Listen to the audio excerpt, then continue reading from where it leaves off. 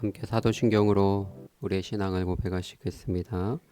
전능하사 천지를 만드신 하나님 아버지를 내가 믿사오며 그 외아들 우리 주 예수 그리스도를 믿사오니 이는 성령으로 잉태하사 동정녀 마리아에게 나시고 본디오 빌라도에게 고난을 받으사 십자가에 못 박혀 죽으시고 장사한 지 사흘 만에 죽은 자 가운데서 다시 살아나시며 하늘에 오르사 전능하신 하나님 우편에 앉아 계시다가 저리로서 산자와 죽은 자를 심판하러 오시리라.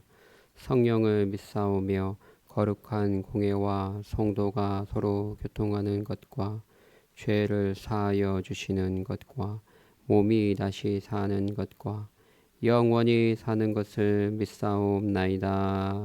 아멘. 함께 찬송가 341장을 찬양하시겠습니다.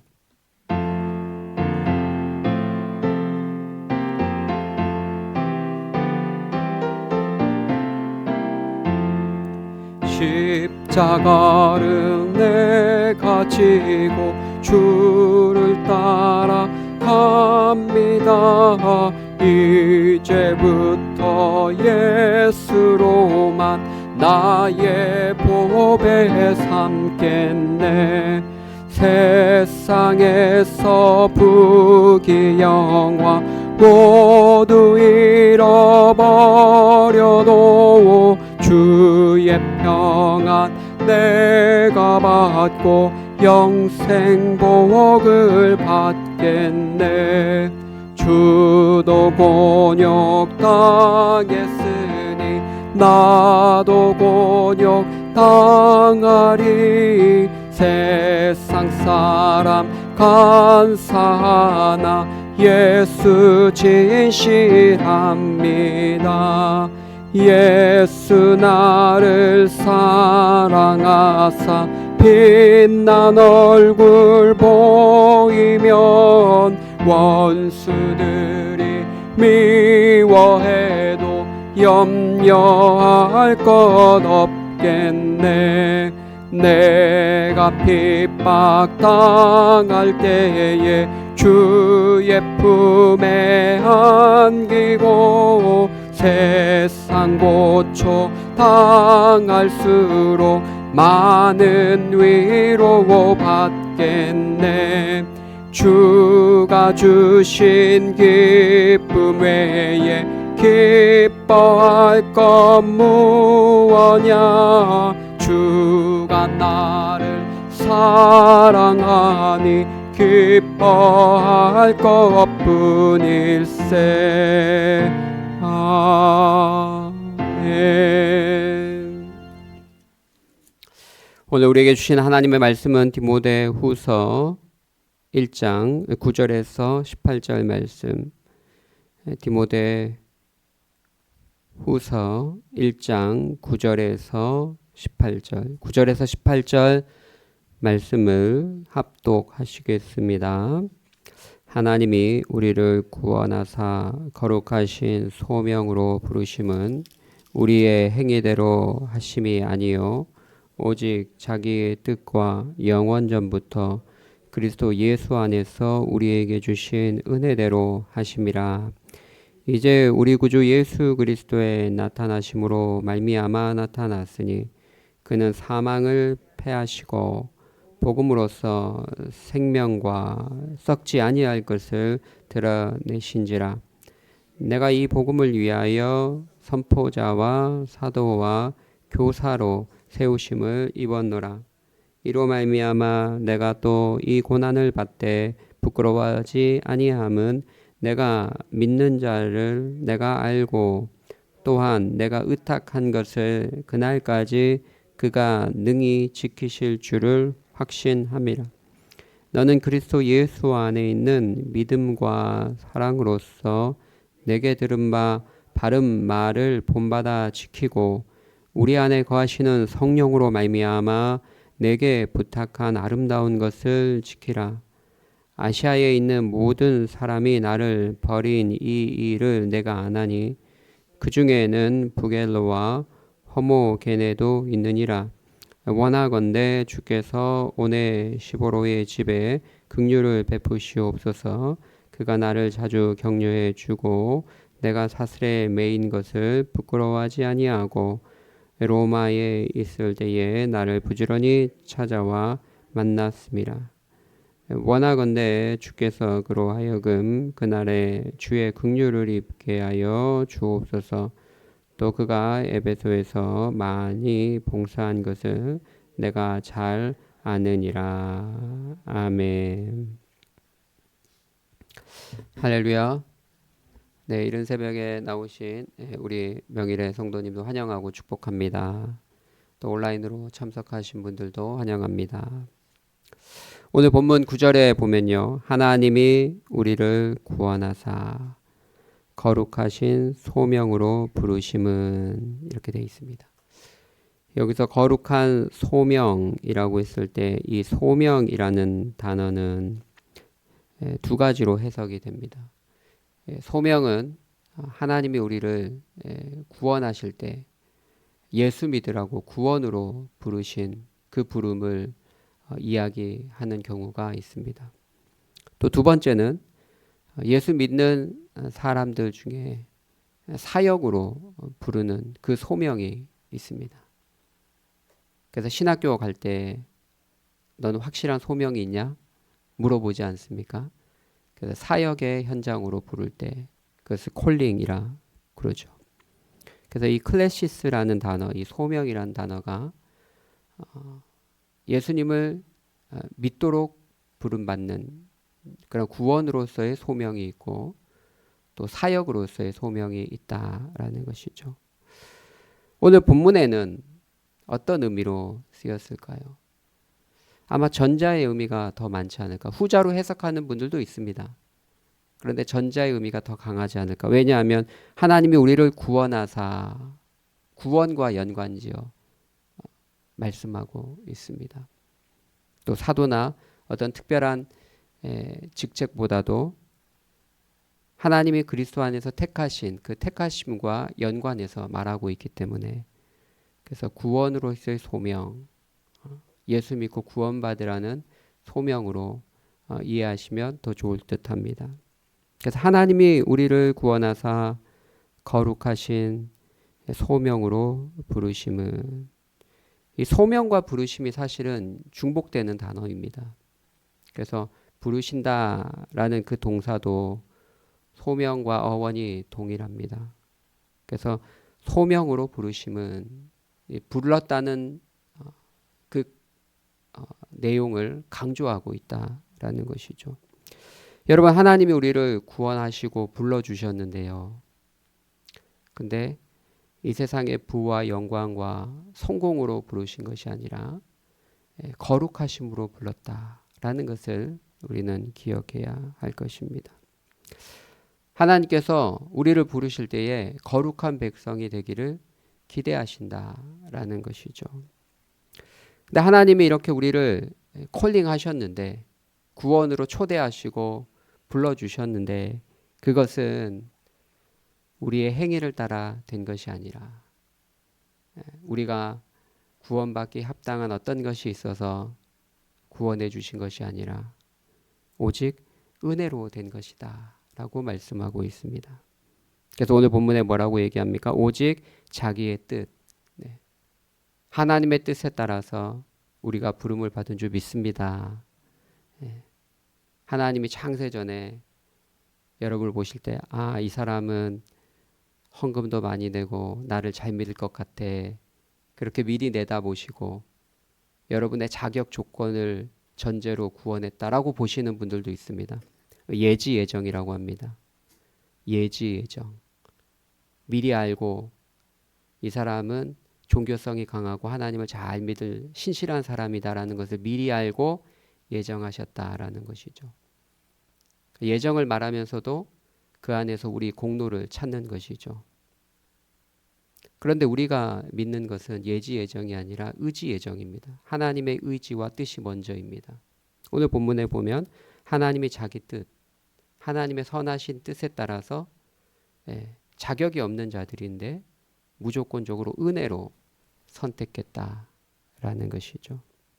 그래서 자기의 뜻, 하나님의 주권적인 선택이었다라는 것을 말씀하고, 영원전부터라는 단어를 통해서 이것이 하나님의 영원하신 계획 가운데 있었음을 말씀하고 있습니다. 그리스도 예수 안에서 우리에게 주신 은혜대로 그렇게 택하신 것이죠. 우리를 콜링하셨다라는 것입니다. 하나님의 주권적인 절대적인 뜻과 영원한 계획 속에 우리가 은혜로 부름받았다는 것을 기억하시기를 바랍니다. 그러하기에 구원에 있어서는 우리가 하나님 앞에 자랑할 것이 전혀 없는 것이죠. 우리의 공로나 우리의 선행이나 우리의 어떠한 자격 때문에 부르신 것이 아니라 오직 그분의 기쁘신 뜻에 따라 은혜로 우리가 부름을 받았기에 우리는 늘 감사해야 하는 것입니다. 구원에 있어서 가장 중요한 진리 중에 하나입니다. 근데 성경을 잘못 읽으면 그것을 깨닫지 못하고 늘 자신의 업적과 자신이 행한 일을 드러내게 되는 것이죠. 10절에 보면 이제는 우리 구주 예수 그리스도의 나타나심으로 말미암아 나타났으니, 영원전부터 계획하신 그 은혜가 어떻게 나타났는가? 예수님이 이 땅에 내려오심으로 우리에게 확연히 드러났습니다. 그분의 성육신과 그분의 사역을 통해서 그 은혜가 드러나고 우리에게 적용되게 되었습니다. 그분은 사망을 패하셨습니다. 십자가에 죽으시고 부활하심으로 사망을 패하시고 복음으로써 생명과 썩지 아니할 부활을 우리 가운데 드러내셨습니다. 우리가 이 복음을 믿고 있고요. 그리고 이 복음을 위해서 우리가 사역을 합니다. 그래서 사도 바울도 내가 이 복음을 위해서 선포자와 사도와 교사로 세우심을 입었노라. 이 복음을 사람들에게 전하고 이 복음을 통해서 하나님 나라를 확장하기 위해서, 이 복음을 위해서 세움을 받았다. 직책을 받았다. 직분과 직책을 받았다. 라고 말씀하고 있습니다. 12절에 이로 말미암아, 여기 이로 말미암는 것은 복음을 전하기 위해서, 복음을 위해서라는 것이죠. 복음을 위해서 내가 또 이 고난을 받되 부끄러워하지 아니함은 내가 믿는 자를 내가 알고 또한 내가 의탁한 것을 그날까지 그가 능히 지키실 줄을 확신함이라. 복음을 전하면서 부귀와 영광을 누리는 것이 아니라, 특별히 1세기 당시는 엄청난 고난이 있었습니다. 복음 때문에 사회적 지위도 박탈당하고 또 물리적인 박해도 받아야 했습니다. 사도 바울 같았으면, 예수님만 안 믿었다면 가마리알 문화에서 율법을 철저히 배웠던 사람인데 유명한 율법 학교의 교장이 되었을 사람입니다. 대단한 사람입니다. 그런데 예수님을 믿고 나서 그는 박해를 받아야 했고 사회적 지위도 다 박탈당했습니다. 그러나 부끄럽게 생각하지 않는다. 지금 디모데후서를 쓸 때는 로마의 차디찬 감옥에 사형 선고를 받고 있는 상태입니다. 그러나 내가 인생 실패했다고 생각하지 않는다. 부끄럽게 생각하지 않는다. 그 이유가 무엇입니까? 내가 믿는 자를 내가 확실히 안다. 할렐루야. 내가 믿는 그분이 누군지 안다. 내가 믿는 하나님의 아들 그 예수님, 그분이 만왕의 왕이시고 만주해 주시고 우리의 구원자임을 알고 있기 때문에 부끄럽지 않는다. 그리고 내가 의탁한 것을 그분이 그날까지 지켜주실 것을 확신한다. 나의 영혼을 믿음이라 보는 분도 있고 영혼이 적절하게 있습니다. 나의 영혼을 그분이 지켜주실 것을 내가 확신한다. 그렇기 때문에 나는 부끄럽게 생각하지 않는다. 여러분 혹시 예수님을 믿고 어려움과 환난 가운데 있습니까? 부끄럽게 생각하지 마시기 바랍니다. 우리가 믿는 믿음의 대상 우리는 분명히 알고 있습니다. 그분이 우리의 영혼과 몸과 우리의 모든 것을 안전하게 지켜주실 것을 우리는 알고 있습니다. 우리는 부끄럽게 생각할 필요가 없습니다. 늘 기뻐하고 감사하고 담대하시기를 바랍니다. 13절에 너는 그리스도 예수 안에 있는 믿음과 사랑으로서 내게 들은 바 바른 말을 본받아 지키고, 바른 말, 바른 교훈, 사도 바울이 그에게 전해준 바른 말, 바른 교훈을 지키는 데는 믿음이 필요합니다. 예수님을 믿는 믿음이 필요합니다. 또 성령으로서 역사하는 사랑이 필요합니다. 그것을 실천하기 위해서는 필요합니다. 14절에 우리 안에 거하시는 성령으로 말미암아 내게 부탁한 아름다운 것을 지키라. 내게 부탁한 그 아름다운 것, 복음의 원리, 복음적인 삶, 그것을 네가 지켜라. 근데 그 순종의 원동력이 무엇입니까? 바로 성령으로 말미암아. 여러분, 육의 능력으로는 안 됩니다. 이거 사도 바울의 가르침입니다. 사도 바울의 항상 그 서심서마다 이야기하는 거예요. 우리 안에 계신 성령을 의지해서 영으로 우리가 순종할 수 있고 우리에게 부탁하신 것들을 이룰 수 있는 것이죠. 사도 바울을 부끄럽게 여기고 복음을 등지고 사도 바울을 떠난 사람도 있었습니다. 15절에 보면 부겔로와 허모게네가 대표적인 사람이고요. 또 반면 오네시보로 같은 사람은 그는 예배소에서 함께 사역했던 자인데 예배소에서도 봉사를 엄청 많이 했던 사람이에요. 그런데 사도 바울이 저 멀리 로마의 차디찬 감옥에 갇혀 있다는 이야기를 듣고 로마까지 가서 그 근처에 살면서 사도 바울의 필요를 채워주고 사도 바울을 보살펴주고 격려해줬던 인물입니다. 그러니 사도 바울 입장에서는 얼마나 고맙습니까? 그 멀리서 와서 사도 바울의 필요를 채워주고 격려해주고 도와주었으니 얼마나 큰 힘이 되었을까요? 그래서 17절에 로마에 있을 때 나를 부지런히 찾아와 만났습니다. 주께서 그에게 긍휼을 마지막 날에 그로 하여금 그날에 긍휼을 잊게 하옵소서 그렇게 기도하고 있습니다. 사도 바울이 감옥에 갇혔을 때 그를 부끄럽게 생각하고 이제 사도 바울은 뭐 여기서 이제 인생 끝난 거야. 그에게 뭐 더 이상 뭐 바랄 건 없어. 뭐 대형교회 목회자도 아니고 영향력 있는 이제 선교사도 아니고 이제는 그는 이제 사형 선고만 받고 사형 날을 기다리고 있어.